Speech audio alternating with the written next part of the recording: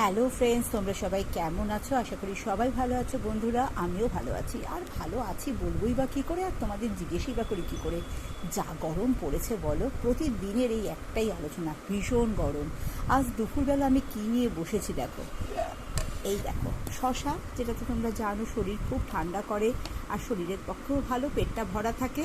আর এটা খেলে অনেক সময় খিদেটাও বেশ খুব একটা পায় না। আমি তো খিদে পেলে একটু শশা খেয়ে নিই, এতে উল্টোপাল্টা কিছু খেয়ে ফ্যাটস বেশি হওয়ার থেকে একটু শশাটা খেয়ে নিই। শশা খাওয়া খুব ভালো, খাবার হজম করে। আর যেটা নিয়েছি বন্ধুরা, এই দেখো, দানাগুলো আরেকটু ফেলতে হবে, একদম ফ্রিজে রেখে দিয়েছিলাম ভালো করে ধুয়ে কেটে, একদম ঠান্ডা ঠান্ডা। এই দেখো, তরমুজ। তোমরা কে কে ভালোবাসো? আজকে কিন্তু দুপুরবেলা আমি এগুলোই খাবো বন্ধুরা।